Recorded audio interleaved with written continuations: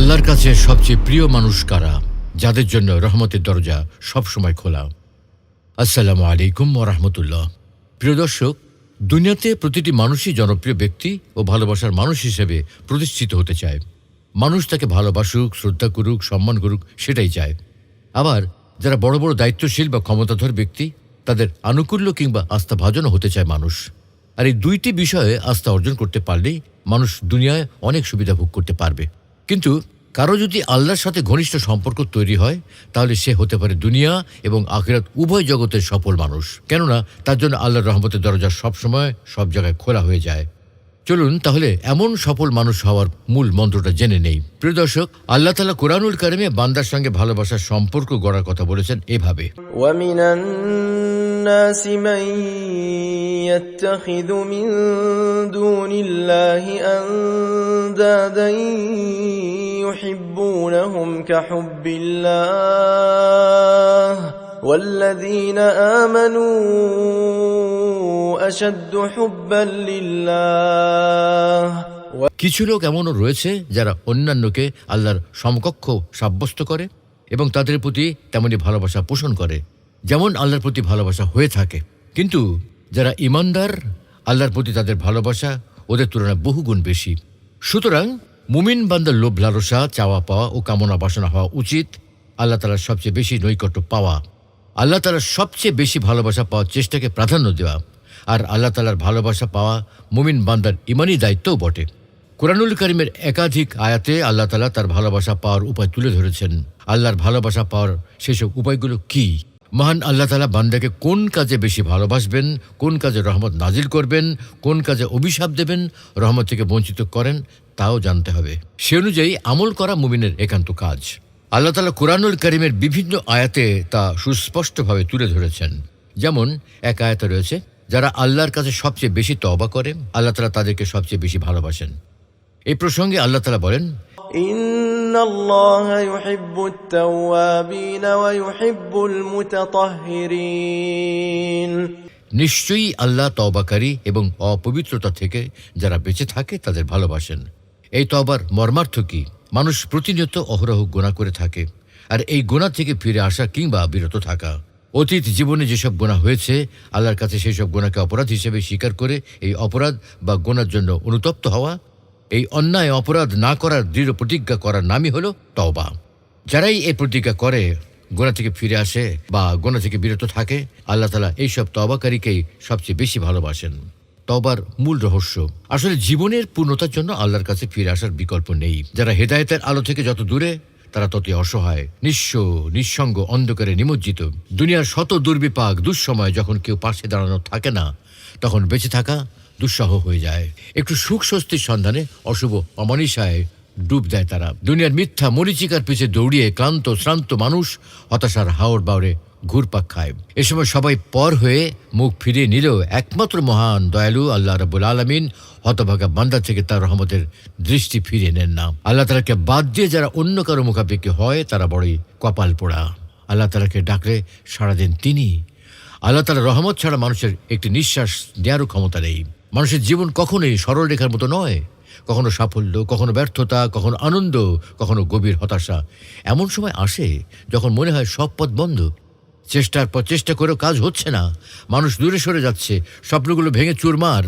কিন্তু একজন মুমিনের জন্য এই অন্ধকারই শেষ কথা নয়, কারণ মানুষের সব দরজা বন্ধ হয়ে গেলেও আল্লাহর রহমতের দরজা কখনো বন্ধ হয় না। পবিত্র কোরআনে আল্লাহ তাআলা বলেন, মা ইফতাহিল্লাহু লিন-নাসি মির রাহমাতিন ফালা মুমসিকা লাহা ওয়া মা ইউমসিক ফালা মুরসিলা লাহু মিন বা'দিহি ওয়া হুয়াল আজিজুল হাকীম। আল্লাহ মানুষের জন্য যে রহমতের দরজা খুলে দেন, তা কেউ বন্ধ করতে পারে না।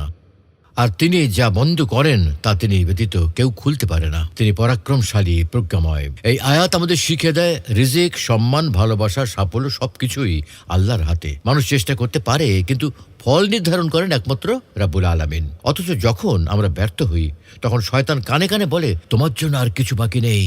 কিন্তু ইসলাম শেখায় হতাশা হলো ইমানের দুর্বলতা। নবী করিম সাল্লাল্লাহু আলাইহি ওয়াসাল্লাম আমাদের সবসময় আশাবাদী থাকতে শিখিয়েছেন। তিনি বলেছেন, আল্লাহর রহমত থেকে নিরাশ হয়েও না। একজন মুমিন জানে আজ যে দরজা বন্ধ হয়েছে হয়তো সেটি তার জন্য ক্ষতিকর ছিল। আল্লাহ কখনো বান্দার ক্ষতি চান না। কখনো তিনি একটি পথ বন্ধ করেন যেন আরো উত্তম পথ খুলে দেন। বিপদ মানেই শাস্তি নয়। আমরা অনেক সময় মনে করি কষ্ট মানেই শাস্তি, কিন্তু কষ্ট হতে পারে পরীক্ষা, হতে পারে মর্যাদা বৃদ্ধির উপায়। আইয়ুব আলাইহিস সালাম বছরের পর বছর কঠিন রোগে আক্রান্ত ছিলেন।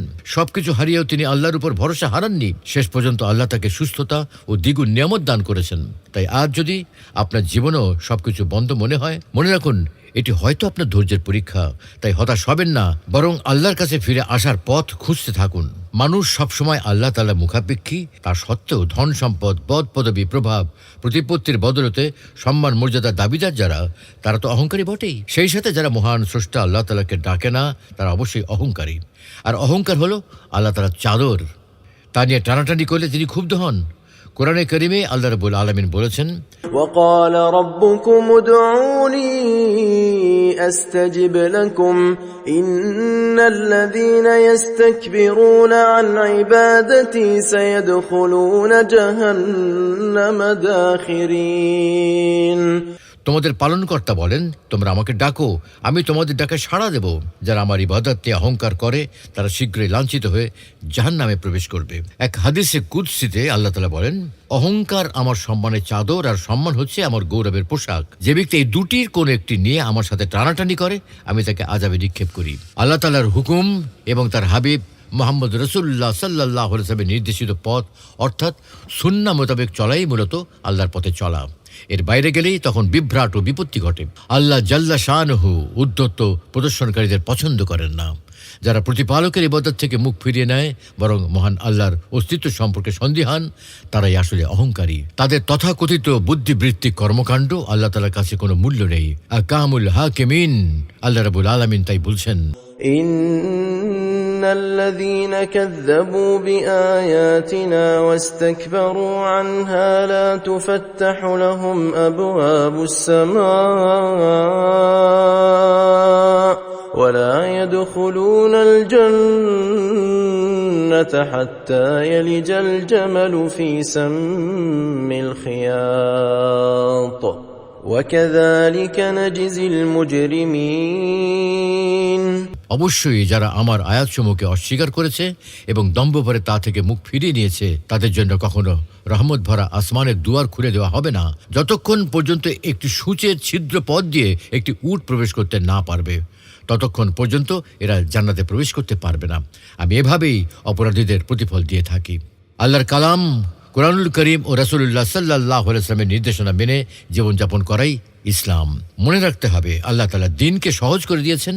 তিনি যে জগতের শ্রেষ্ঠ দয়ালু, একথা মুমিনের অন্তরে অঙ্কন করে রাখা উচিত। আল্লাহ তাআলার দয়ার ভাণ্ডারে কোনো কমতি নেই, একথা সর্বসম্মত যে মানুষের কাছে কিছু চাইলে মানুষ বিব্রত বোধ করে, আর আল্লাহ তাআলার কাছে চাইলে আল্লাহ তাআলা যার পর নেই খুশি হয়ে যান। লক্ষণীয় যে কুরআনুল কারীমে শত প্রণোদিত হয়ে আল্লাহ রাব্বুল আলামিন বান্দাকে দোয়া করার পদ্ধতি শিখিয়ে দিয়েছেন। দোয়ার মাধ্যমে অনেক কঠিন কাজ সহজ হয়ে যায়। এখানে আসহাবে কাহফের একটি বিশেষ দোয়ার কথা স্মরণ করা যায়। ঘটনাটি এমন যে কয়েকজন ধর্মপ্রাণ যুবক আল্লাহর পথে অটল থাকার জন্য যখন গুহায় আশ্রয় নিল, অতঃপর তারা আল্লাহর দরবারে এই বলে দোয়া করল, রব্বানা আতিনা মিন লাদুনকা রাহমাহ ওয়া হাইয়্যি লানা মিন আমরিনা রাশাদা। হে আমাদের রব, একান্ত তোমার কাছ থেকে আমাদের উপর অনুগ্রহ দান করো। আমাদের কাজকর্ম আঞ্জাম দেওয়ার জন্য তুমি আমাদের সঠিক পথ দেখাও। আল্লাহ তাআলা সম্পর্কে যে ব্যক্তি যেমন ধারণা পোষণ করে, আল্লাহ তাআলা তার সাথে তেমনি আচরণ করে থাকেন। রাসূলুল্লাহ সাল্লাল্লাহু আলাইহি ওয়াসাল্লাম বলেছেন, তোমাদের কেউ যেন আল্লাহ সম্পর্কে ভালো ধারণা না নিয়ে মৃত্যুবরণ না করে। প্রিয় দর্শক, ভুল ত্রুটি গোনাখাতা নিয়েই মানুষের জীবন ক্রমাগত সে ছুটে চলে প্রবহমান স্রোতধারার মতো। এই প্রবল তরঙ্গের নিয়ন্ত্রণ রয়েছে একমাত্র মহাস্রষ্টা আল্লাহ তাআলার হাতেই। নিরাশার নিকষ অন্ধকারে আলোর দিশা দান করেন মহান আল্লাহ রাব্বুল আলামিন।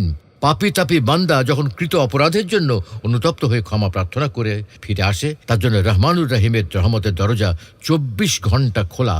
তাই তো তিনি কোরআন মজিদে বলেন, قل يا عبادي الذين أسرفوا على أنفسهم لا تقنطوا من رحمة الله إن إن الله يغفر الذنوب جميعا إنه هو الغفور الرحيم বলে দাও, হে আমার বান্দারা যারা নিজের আত্মার উপর জুলুম করেছো, আল্লাহর রহমত থেকে নিরাশ হয়ো না। নিশ্চিতভাবেই আল্লাহ সব গুনাহ মাফ করে দেন। তিনি ক্ষমাশীল ও দয়ালু। অতএব আমাদের উচিত হলো হতাশা ঝেড়ে ফেলে আল্লাহর সবচেয়ে প্রিয় পাত্র হওয়ার সর্বাত্মক চেষ্টা করা, সবসময় তার রহমতের দরজায় কড়া নাড়া। এখন তাহলে প্রশ্ন হলো, কিভাবে এটা করব? কিভাবে রহমতের দরজায় কড়া নাড়বেন?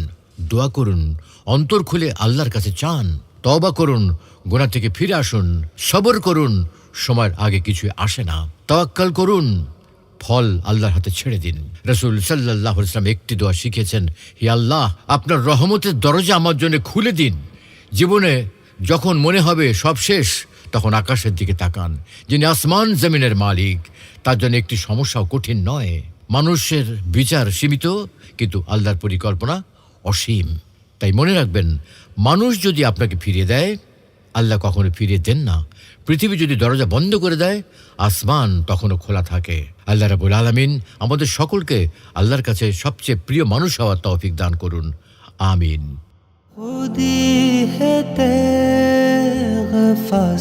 Islam and life, ultimate path of light.